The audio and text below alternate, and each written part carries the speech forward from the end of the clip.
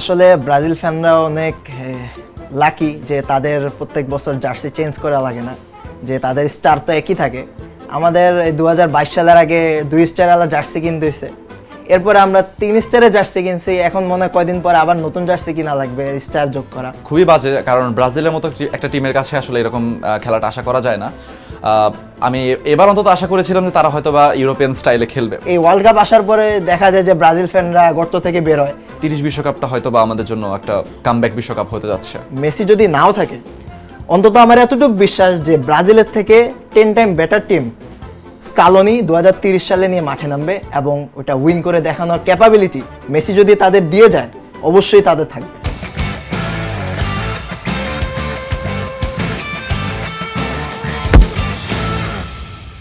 Deer audience, আসসালামু আলাইকুম। Bashundhara medical city presents আকাশিনা হলদা powered by S Rahman properties. আপনারা দেখছেন বাংলাদেশ প্রতিদিনের মাল্টিমিডিয়া প্ল্যাটফর্মে।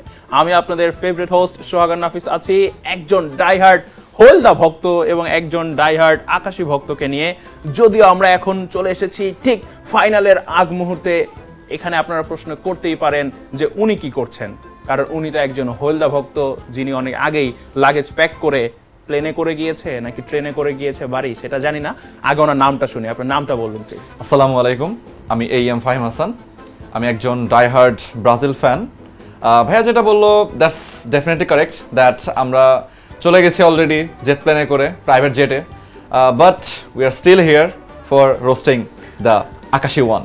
আপনি প্রাইভেট জেটে যাওয়ার টাকা তো আসলে আপনাদের থাকার কথা না, মনে হয় ঠেলা গাড়িতেই ব্যাক করেছেন। বাট যাই হোক, একটু শুনি আমাদের একজন প্রিমিয়াম ফ্যানের কথা। আপনার নামটা বলুন প্লিজ। আমার নাম HM তাসিন রহমান অনন্ত। আমি একজন আর্জেন্টাইন ফ্যান। আজকে স্বাভাবিকভাবে আমারই এখানে থাকার কথা, কারণ কিছু মানুষ যোগ্যতা ছাড়াই এখানে বসে আছে। আসলে যোগ্যতাটা অর্জন করে নিতে হয়। আচ্ছা, যোগ্যতা অর্জন করে নিতে হয়, কথাটা কিন্তু উনি ঠিকই বলেছেন। সেক্ষেত্রে কি আপনারা অযোগ্য? আমরা তো নিজেদেরকে অযোগ্য কখনো মনে করিনি, এখনো মনে করছি না, ভবিষ্যতেও মনে করব না, কারণ তারা তো আসলে আমাদের লেভেলেই নাই। তাদের লেভেলে আসতে হলে এখনো আরো 2টা বিশ্বকাপ পাইতে হবে। So let's see what happens উনি নেক্সট। এত কনফিডেন্সের সাথে একটা ডিফেন্ডিং চ্যাম্পিয়ন, যারা কিনা আবার এখন ফাইনাল খেলবে স্পেনের সাথে, এইরকম একটা টিমের সাপোর্টারকে ওনার স্পর্ধা হলো কিভাবে যে উনি এই কথা বলে যে আপনারা লেভেলেই নাই? আসলে লেভেল তারাই খুঁজে যারা আসলে অন্যান্য টিমের সাথে, অন্যান্য টিমকে তোয়াক্কা করে না। ওনারা তো প্রথমে ব্রাজিল, তারপর ফ্রান্স, ইংল্যান্ড হয়ে এখন স্পেন হয়ে ফাইনালে আসছে। অত দেখবেন যে জার্সির নিচে অত স্পেনের জার্সি পরা। এইটাই আসলে এখানে লেভেল তো বোঝানোর বিষয় না, লেভেল তো আসলে আমরাই বুঝাচ্ছি এবার। উনি কিন্তু একটা কথা যথার্থই বলেছেন, ওনাদের যেরকম একমাত্র বাবা হচ্ছে জার্মানি, কিন্তু আপনাদের তো এখন অনেক পিতা, মানে আপনাদের বাবার শেষ নাই। আপনারা কখন স্পেন হন, স্পেনকে বাপ বানান, কখন ইংল্যান্ডকে বাপ বানান, মানে আপনাদের কি লজ্জা শরম কি সব মানে মানে বেঁচে খেয়ে? না, আসলে আমাদের আসলে বাপ বানানোর প্রয়োজন নেই।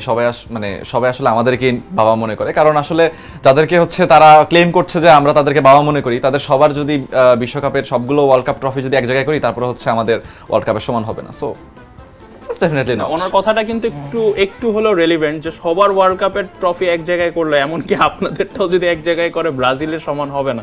ঠিক আছে, ওনার যুক্তি উনি দিতেই পারে, কিন্তু ওনাদের যা পারফরমেন্স, যে বেহাল দশা, এইরকম জায়গা থেকে উনি আসলে কথাটা কি ঠিক বলেছেন?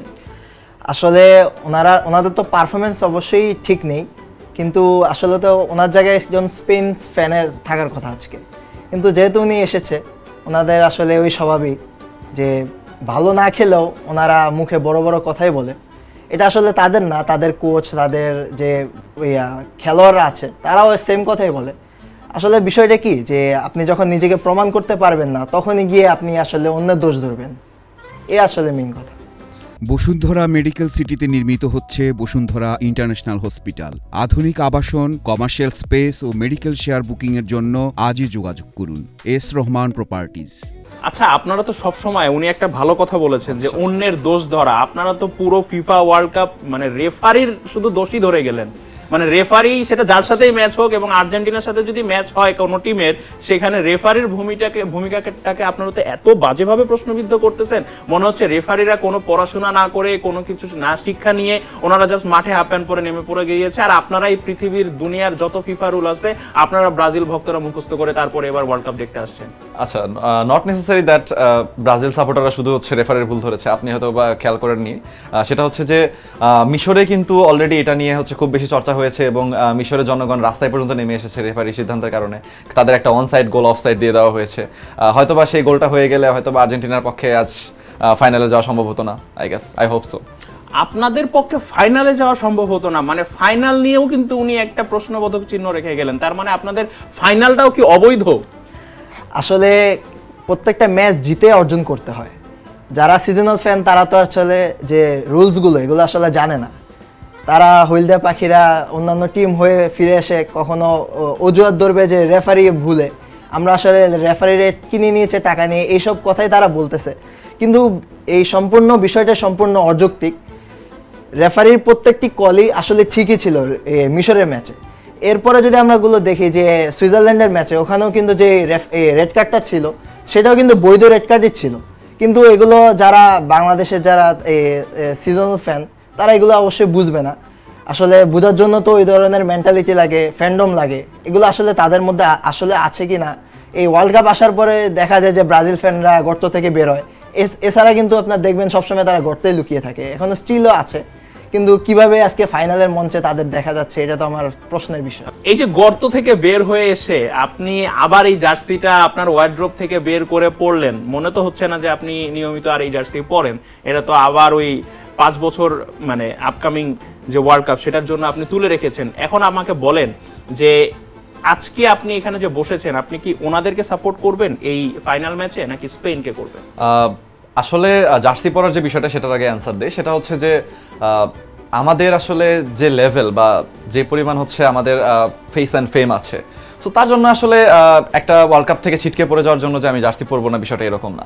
অ্যান্ড সেকেন্ডলি সেটা হচ্ছে যে ফাইনালে যদি সাপোর্ট করতেই হয় তাহলে ডেফিনেটলি আমি স্পেনকেই করব, কারণ আই হোপ যে স্পেন এবার বিশ্বকাপ জিতবে। ওনাদের একজন They will win their second নতুন World Cup. পিতা আবির্ভাব ঘটেছে, একজন নতুন পিতার, সেটা হচ্ছে স্পেন। এই নতুন পিতাকে আপনারা কিভাবে দেখছেন এবং এই প্রতিপক্ষকে আপনারা কিভাবে দেখছেন? এই যে এবং মেসি যেই জায়গায় তার জার্নিটা শেষ করেছে বার্সেলোনার হয়ে, সেই জায়গায় কিন্তু স্পেনের ইয়ামাল উনি কিন্তু আসতেছেন, মানে ধরতেছেন এই কান্ডারি। মানে এইখানে আপনার কি বলার আছে, যেহেতু স্পেনকেই উনি রিপ্রেজেন্ট করতেছে আজকে, উনি বলে দিয়েছেন।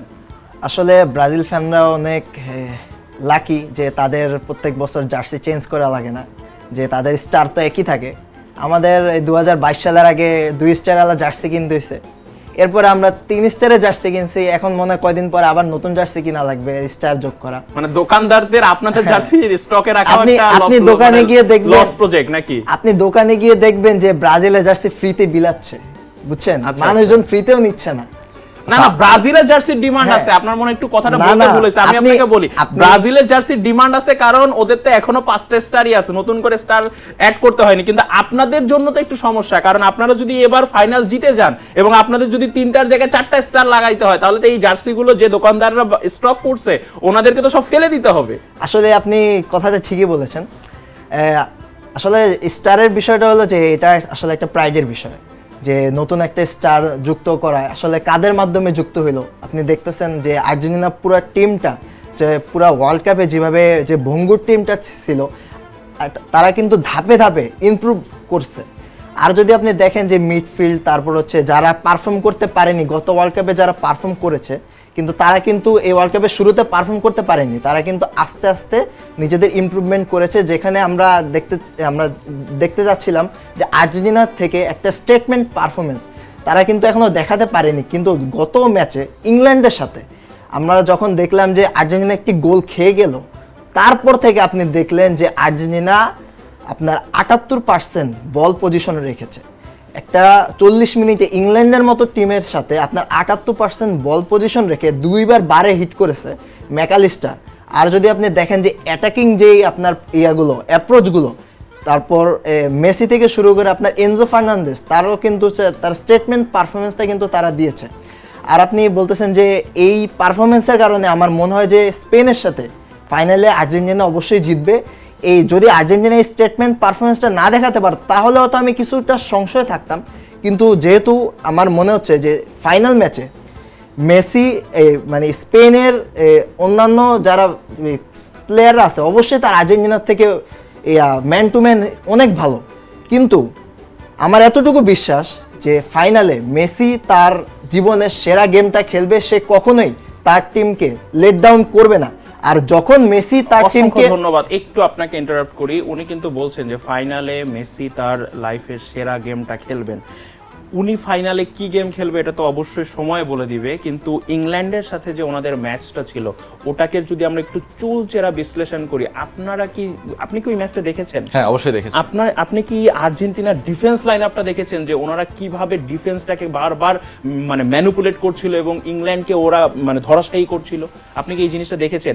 এই জিনিসটা আপনাদের ব্রাজিল টিমে এই পুরো ওয়ার্ল্ড কাপ জুড়েই তো মিসিং ছিল। এটাকে আপনারা অ্যাজ আ ফ্যান হিসাবে কিভাবে দেখছেন? অ্যাজ আ ফ্যান হিসেবে আসলে এটা খুবই বাজে, কারণ ব্রাজিলের মতো একটা টিমের কাছে আসলে এরকম খেলাটা আশা করা যায় না। আমি এবার অন্তত আশা করেছিলাম যে তারা হয়তো বা ইউরোপিয়ান স্টাইলে খেলবে, কিন্তু দুঃখজনকভাবে তারা সেই পুরাতন তাদের যে হচ্ছে যে খেলার ধরনটা ছিল সাম্বা ধাঁচ, সেই ধাঁচেই তারা খেলেছে এবং অ্যাজ অলওয়েজ তারা হচ্ছে বিশ্বকাপ ফাইনালের আগে ছিটকে পড়ে গেছে। অ্যান্ড এটার পেছনে মেইন রিজনটা ছিল আসলে আমাদের কোচের গাফিলতি ছিল এবং খেলোয়াড়দের হচ্ছে কিছু মিসম্যাচ ছিল। তো সবকিছু মিলে আর কি ওভারকামটা আসলে ওইভাবে করা হয় না, বা এবং হচ্ছে আমরা কামব্যাক ভিনিসিয়াস করতে পারি জুনিয়র না। এবং নেইমারের যে একটা কোলাবোরেশন ছিল, যেটা কিন্তু অলরেডি আমরা মেসি এবং মার্টিনেজের মধ্যে দেখতে পারি বা ডিবালার মধ্যে দেখতে পারি। আচ্ছা, এই জায়গা থেকে আপনার কি মনে হয় যে কোচ কি ওভারঅল ফাংশনিংটা ভালো করছে, নাকি এই কোচকে আরো 2টা ওয়ার্ল্ড কাপ দিলে তারপরে একটা মানে 2টা ওয়ার্ল্ড কাপে কোচ করার সুযোগ দিলে আপনারা একটা ট্রফি নিতে পারবেন? বিষয়টা কিরকম? অ্যাকচুয়ালি সেরকমই বিষয়টা, কারণ হচ্ছে দেখা যাবে যে আর্জেন্টিনার মতো একটা টিম যাদের হচ্ছে কামব্যাক করতে সময় লেগে গেছে প্রায় 36 বছর।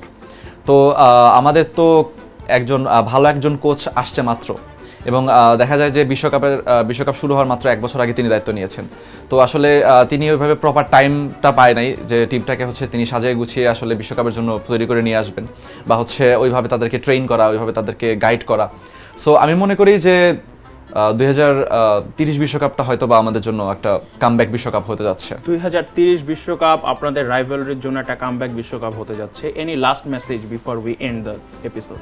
আসলে উনি যে একটু আগে কথাটা বললো যে আর্জেন্টিনা 36 বছর লেগেছে যে কামব্যাক করার জন্য, ওয়ার্ল্ড কাপ একটা পাওয়ার জন্য। আসলে তারা যদি এলিট টিম হতো, তারা অন্য টিমের কত বছর লাগছে এটা তারা দেখতো না। তারা দেখতো যে আমাদের এবারে জিততে হবে, আমরা ব্রাজিল, আমাদের এখনই কাপ নিতে হবে। আমার বিশ্বাস যে স্কালোনি যেহেতু কন্ট্রাক্ট এক্সটেন্ড করছে আর্জেন্টিনার সাথে, মেসি যদি নাও থাকে, অন্তত আমার এতটুকু বিশ্বাস যে ব্রাজিলের থেকে 10 টাইম বেটার টিম স্কালোনি 2030 সালে নিয়ে মাঠে নামবে, এবং ওটা উইন করে দেখানোর ক্যাপাবিলিটি মেসি যদি তাদের দিয়ে যায় অবশ্যই তাদের থাকবে। সো ইংল্যান্ডের ম্যাচটা তো অলরেডি আমরা দেখেছি। এখন আপনার কাছে প্রশ্ন, স্পেনের যে ওভারঅল পারফরমেন্স এই ওয়ার্ল্ড কাপে, এটাকে যদি আপনি এই ফাইনালের সাথে কোনোভাবে রিলেট করতে চান, কি বলবেন?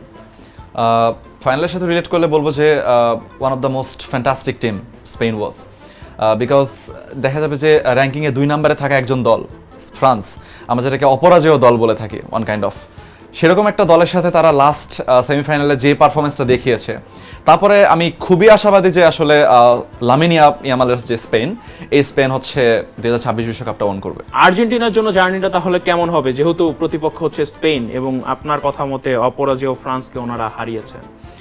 বসুন্ধরা মেডিকেল সিটিতে নির্মিত হচ্ছে বসুন্ধরা ইন্টারন্যাশনাল হসপিটাল। আধুনিক আবাসন, কমার্শিয়াল স্পেস ও মেডিকেল শেয়ার বুকিংয়ের জন্য আজই যোগাযোগ করুন। S Rahman properties. আসলে আর্জেন্টিনার জন্য ফাইনাল ম্যাচটা খুবই কঠিন হতে যাচ্ছে, কারণ স্পেন আসলে তাদের যে পারফরমেন্সটা আমরা শুরুর দিকে দেখেছি এবং এখন যে পারফরমেন্সটা দেখছি, দুটার মধ্যে অনেক তফাৎ, এবং তাদের ডিফেন্স লাইন আগের থেকে অনেক বেশি স্ট্রং হয়েছে। তারা মিডফিল্ডের যে তাদের হচ্ছে একটা মিসম্যাচ ছিল সেটাকে তারা ওভারকাম করেছে, এবং তাদের অ্যাটাকিং লাইন তো আগের থেকেই অনেক ভালো, যেখানে লামিন ইয়ামালের মতো হচ্ছে প্লেয়াররা আছে, Barcelona star. So I guess এই বিশ্বকাপটা ফ্রান্স ওন করবে। স্পেন। আচ্ছা, স্পেন ওন করবে, মানে একটা ডিফেন্ডিং ওয়ার্ল্ড কাপ হতে যাচ্ছে। উনি কিন্তু গুলিয়ে ফেলছে, যেহেতু ব্রাজিল ভক্ত, ওনার কাছে আসলে এই জিনিসটা গুলিয়ে ফেলাই স্বাভাবিক যে ফ্রান্স জিতবে না স্পেন জিতবে, কারণ যাই হোক আর্জেন্টিনা জিতবে না এটা উনি জানে। এখন আপনার এখানে বলার কি আছে? আসলে আপনার বিশ্বে আর্জেন্টিনা ভক্ত ছাড়া যারাই আছে তারাই অবশ্যই এন্টি আর্জেন্টিনাই করতেছে, যা বুঝতে পারতেছি। আসলে একটা হেট্রেড ছড়াচ্ছে না, আমার সমর্থন আবার মেসির প্রতি আছে ফাইনাল। হ্যাঁ, আসলে যারা হচ্ছে প্রকৃত ফুটবল ফ্যান তারা অবশ্যই চাবে যে মেসি একটা মানে রাজকীয় একটা বিদায় হোক। আমরা যেহেতু বুঝতে পারতেছি যে মেসির এটা লাস্ট ওয়ার্ল্ড কাপ, তবে আবার কাকতালীয়ভাবে 30 সালে যদি না খেলে ফেলে হইলে তো ভালোই।